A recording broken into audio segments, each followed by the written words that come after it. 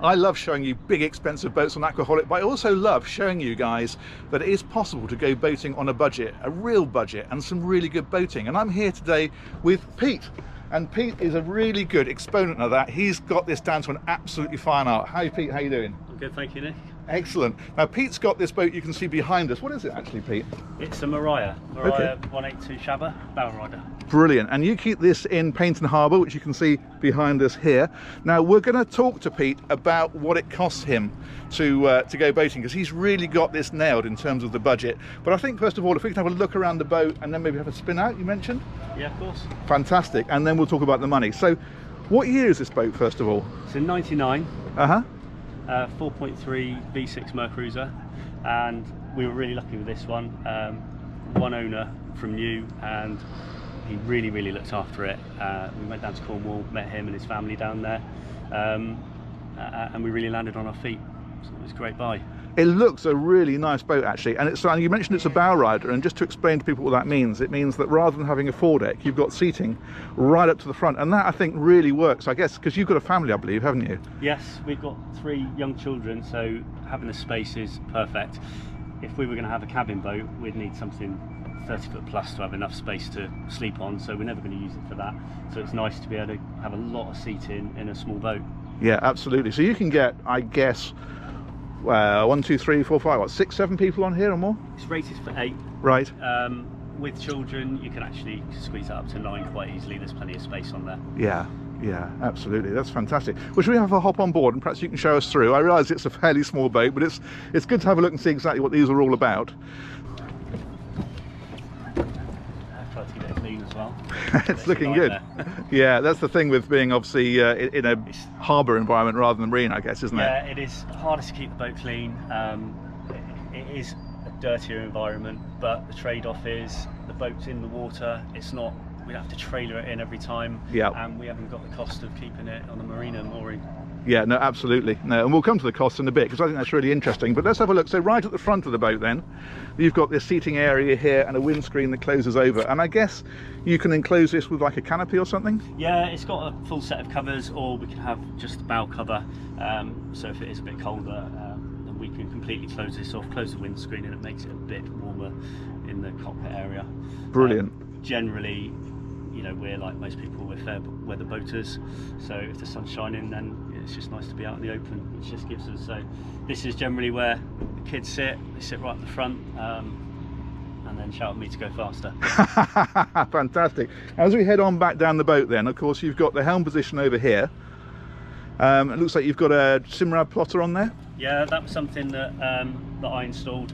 The built-in depth gauge on them, notoriously unreliable, 20 years old now, so we've got a chart plotter which just gives us the accurate depth, and also the ability to know where any of the dangers are, because it takes a while to get to know even a small area like this, so it is quite nice to have that peace of mind, and also when you're anchoring as well, it's quite nice to know that you're safe with that. Yeah, totally, absolutely. And so you've got the twin seats here which swivel, I guess. Yeah, these swivel right the way round. They don't raise, unfortunately, which is one of the next things I want to do, is put some adjustable bolsters on, because I don't know why Americans like to sit deep inside the boat. You know, most Americans go boating on lakes, I think, don't they? Yeah, indeed. Huge expanses of inland water. Whereas I like to actually be a little bit higher, so I'll often drive the boat standing up or kneeling up. So at some point I might put some adjustable bolsters to raise the seats up. But that's something for the future. Yeah, absolutely. And then if we come right to the back, then we've got a bench seat across the back, and then I guess engine? Yeah, the engine's under here along with some extra storage. So that's the engine in there. We actually took the engine out this year and redressed it. It looks a little bit mucky because I coat it with anti-corrosion spray. Oh, so it does attract all the dust and all the little bits of dirt that are flying around, but on the other hand, it's a 22-year-old engine now, and it still looks like that. So I've carried on the way the previous owner looked after it. We've got a little bit of storage space either side. Use that for life jackets, towels, fenders, and we've got a table. So underneath the carpet here is, we can slot a table leg in. Brilliant. We can sit around the table and Becky can drink gin and tonics. And sounds perfect. Yeah, and the kids can have their lunch. So this was one of the jobs we did a couple of years ago, or during lockdown it was, so we managed to get this sent away and have this recovered. The bench sheet needs to be done next and a little bit of upholstery on the front, but it's all usable. So the main thing is that we can get out and use it really. So I'm loath to take anything off the boat, especially when it's summer. To get done. Completely. And also I'd rather spend the money keeping the engine in tip-top condition, if I'm honest. Yeah, and that is what it's all about, especially with an older boat. I think it's all about condition of engine, and if you've got that right, then everything else is details. Yeah, you can learn to trust it. As I was saying to you earlier, our boat before this was a Sea Ray, and that took a lot of time and blood and sweat and tears to get that to where we needed it to be a reliable boat that we could trust, and it almost stopped us from boating really, but we didn't. We got there in the end, and like I say, you've got to be able to trust the boat, and we do now. We trust the boat. We've done, we've kept it in as good a condition as the previous owner, and we're Sea Start as well. So for £148 a year, which is pretty good value, I think.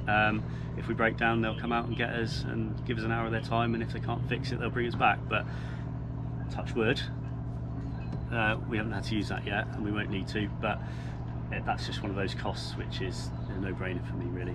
Peace of mind, isn't it? It is peace of mind. When you've only got one engine, I'd rather phone Sea Start than the RNLI. Up to 100%, and I'm exactly the same. I think the worst thing in the world would be to call the RNLI out if it's not actually an emergency. It's just a breakdown. So I have exactly the same thing on my boat for exactly the same reason. Yeah, albeit we're always quite happy to help other people as well. We've been towed back twice before on our old boat. We've towed another boat back before, and a couple of weeks ago, beautiful weather but 30-mile-an-hour offshore winds, and as we were coming past broad sands, white paddles in the air, no other boats around, a couple of paddle boarders just absolutely totally out their depth, being blown offshore. Wow.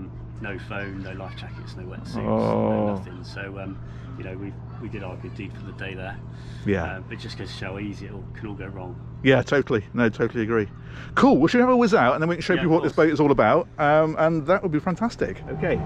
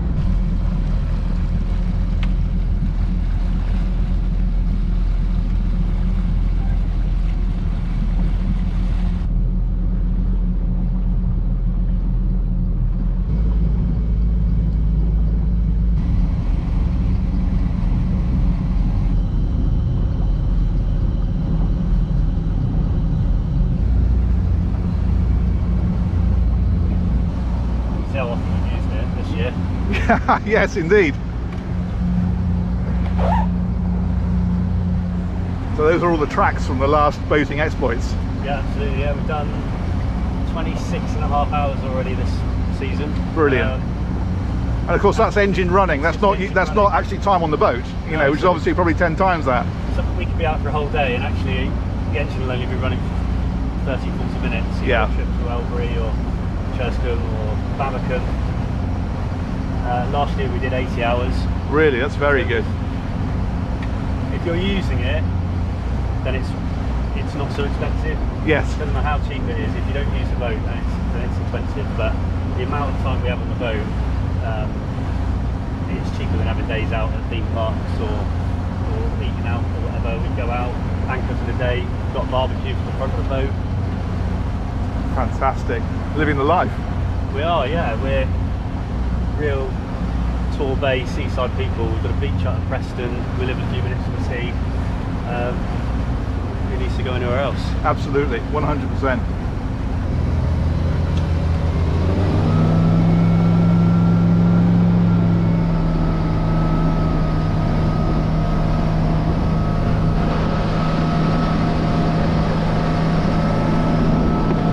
It's got plenty of power, isn't it? Just jumps on the blade in seconds.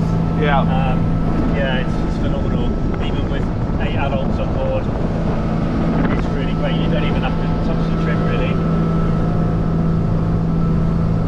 does 25 knots, I think.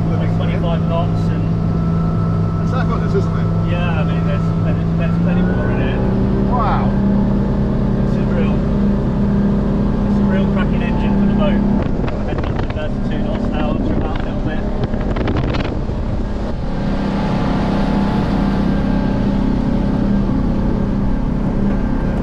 Generally cruise about 20 to 25 knots. Yeah. Nice and comfy. Doesn't use a lot of fuel particularly. I think the most we've ever used in a day is about 15 pounds. Really? Wow. But it depends what you're doing with it. If you're going all day, you're going to use a lot of fuel. But Yeah. it's pretty efficient, really.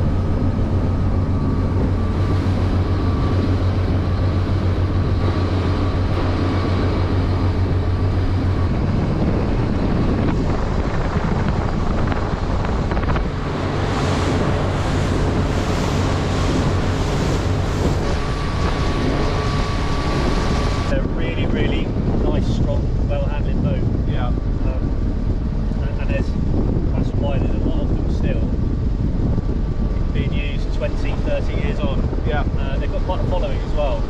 There's a Mariah owners club, mainly US based, but they're a really popular boat. Yeah.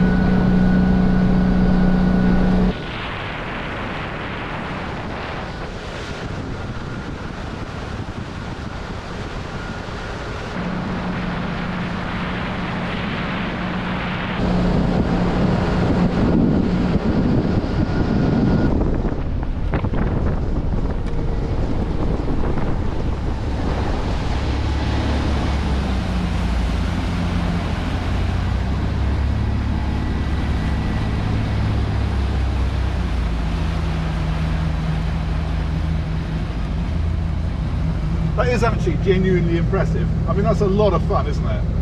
Yeah, it's fantastic. You know, we are on the boat whenever the tides and the weather allow us to.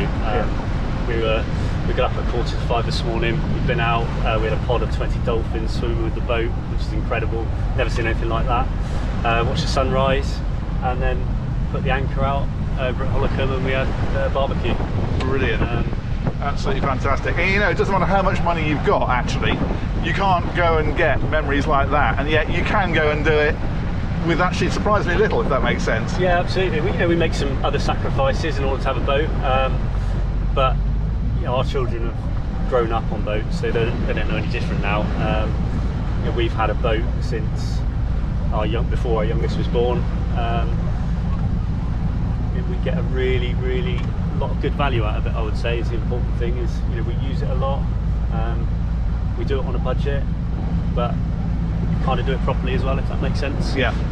You know, we don't scrimp and save, we don't neglect it, but it doesn't have to be really super expensive. The other thing I've learned as well is I don't think the size or value of your boat actually means you increase the amount of enjoyment you get out of it. Our first boat, little Dory, which is still in the harbour, which our friends have got now. You know, we had fantastic times on that. And our boat after that, which is actually a slightly bigger version of this, which we didn't have so much luck with. You know, so it just goes to show, really, it's more about being able to use it. Yeah, totally. And as much as Plainston Harbour isn't as glamorous as Torquay Marina, it's a really nice place to be. Really nice. Everybody's really friendly. You know, we know a few of the other boat owners. Everybody's always willing to help. We've got some really nice restaurants there now. New ones just opened, so it's a nice place to be, really. The trade-off is it's tidal, so a couple of hours either side of low tide, you generally can't get in or out, and we're not on a pontoon, so we have to paddle out to the boat. But for the sake of 5 minutes to paddle out, it's worth the saving.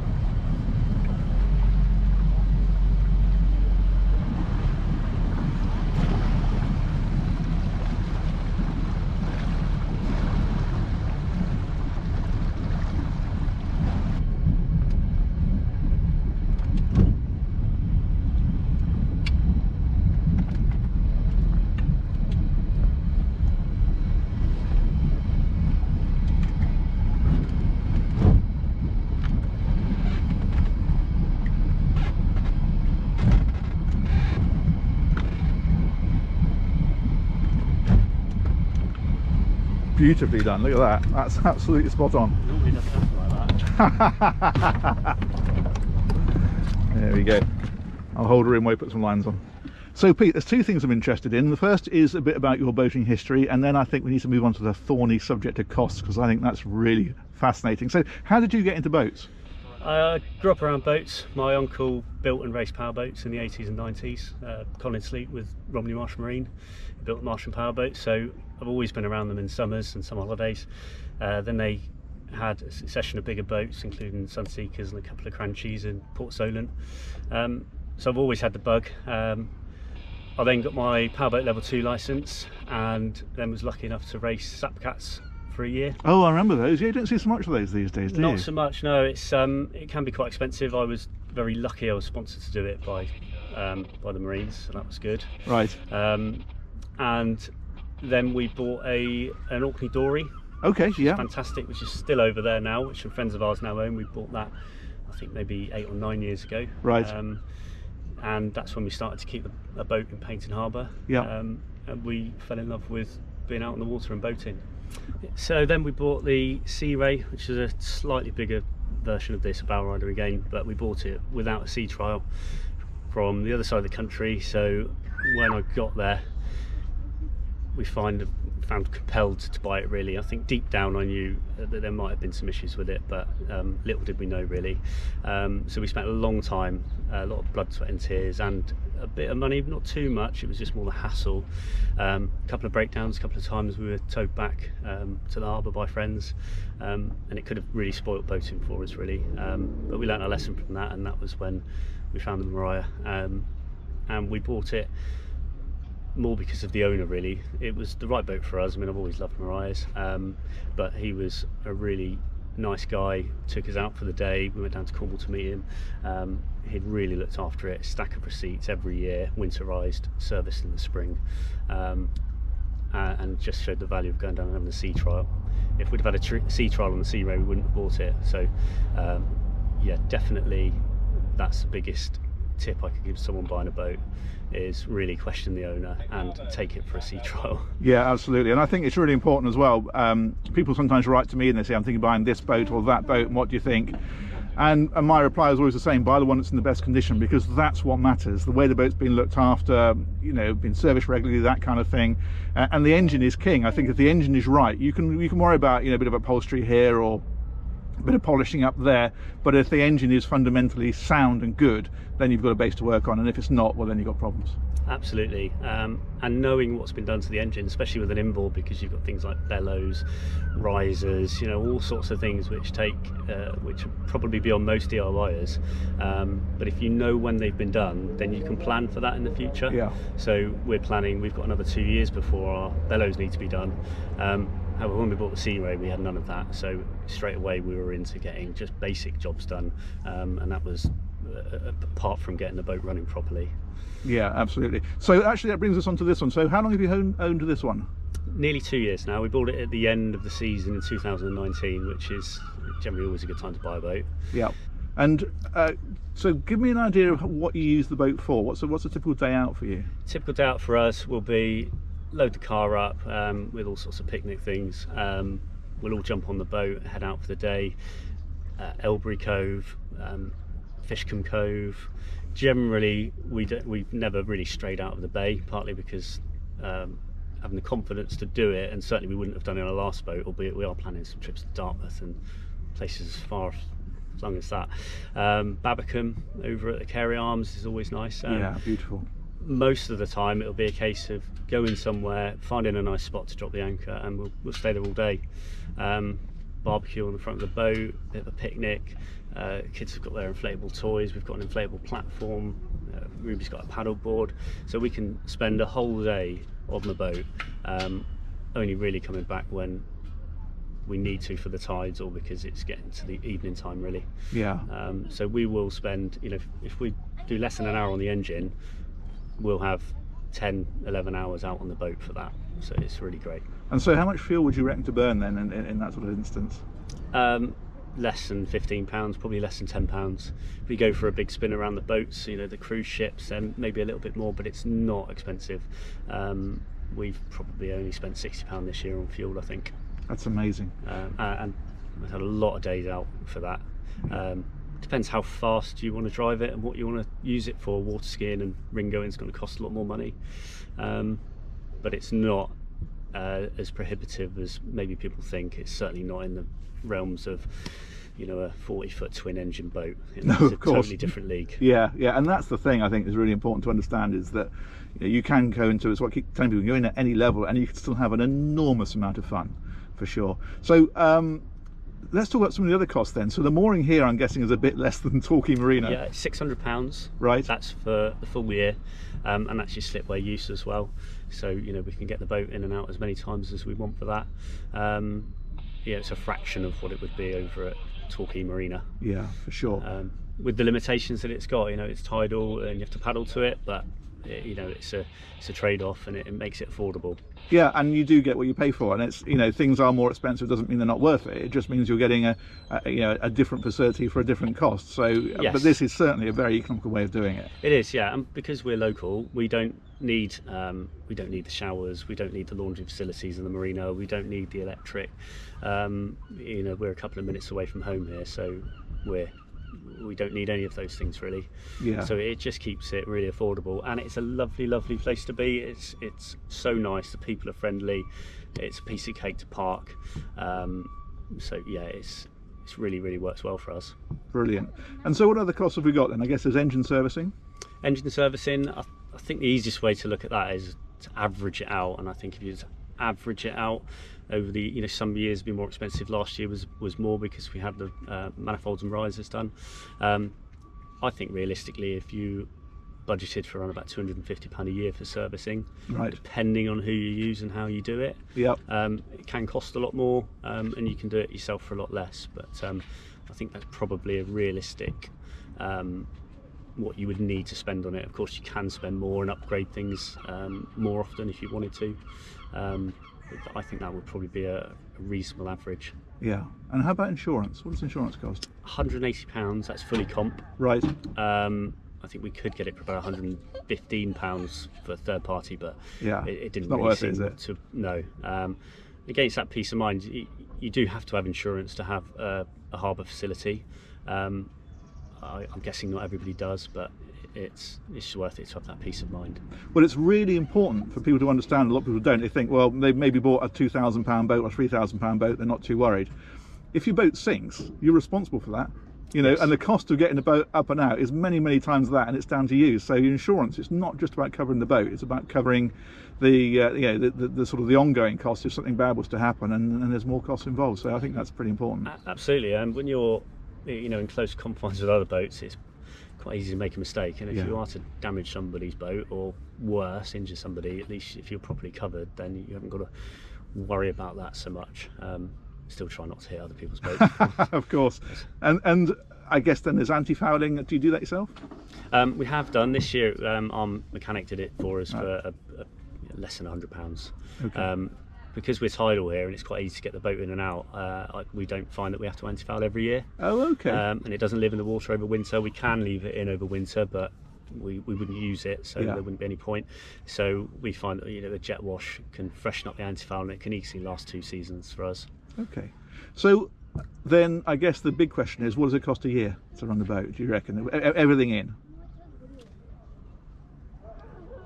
It's difficult to say, but I would put it in the region of a couple of £1,000 maybe. Yeah. And that's with everything. Yeah. I'm not the sort of person to write everything down too much, because I know it's the best way with boats. It might put you off. Yeah. But I would say that would probably be more than enough to run this boat. Yeah. And actually, you know, it was a good buy, and the way we've looked after it, I think even if we sold it now, we probably wouldn't lose any money. Well, that's the other thing with boats, they do hold their value pretty well, and I suppose that's another thing we ought to touch on. What does a boat like this cost? We paid £6,000 for this boat, but that was a couple of years ago. I don't think we would get anything like this for that sort of money at the moment, because boating, as with everything staycation based, is just really rocketed in popularity, and therefore cost. But no, in the grand scheme of things, I didn't think it was a lot of money, and I can't see it ever be worth less money than that as long as we look after it. No, for sure, definitely, and that's the thing, and that's the way I look at it with my own boat as well. I think, okay, it costs an amount, but actually that money is not spent. It's put into something. It's like putting it into a bank account that doesn't pay interest. At least you know you can get it back out again. And with most boats, if you buy sensibly second hand, you can generally do that. And certainly at the minute, I think you'd end up getting more than you paid, for sure. Yeah, absolutely. You know, boats are selling for very strong money at the moment, and we did think about selling ours to upgrade it to something, but the price difference would just increase with the value of the boat. So you know, we're quite happy to stick with this one. When you think about the cost per year, it's far less than what people spend on a couple of weeks holiday. Yeah, and for people sure. don't bat an eyelid at spending £2,500, £3,000 to go away for a couple of weeks, but you know, we spend less than that a year, and we get an untold number of days out on the water. Yeah, totally. No, there's nothing like it. I think it's absolutely fantastic. So there you go. I think that's been absolutely fascinating. Huge thanks to Pete for talking to us not just about the boat but about the cost, because as I've said all along, it doesn't have to be an expensive sport. You can do this at any level, and this is a really brilliant way to go boating. Let us know what you think in the comments, and we'll catch you on another one of these very soon. Take care. Bye bye. The family Pete has turned up. That's Ruby, Louie, Barnaby and Becky, and it looks like another fun day on the water is about to happen.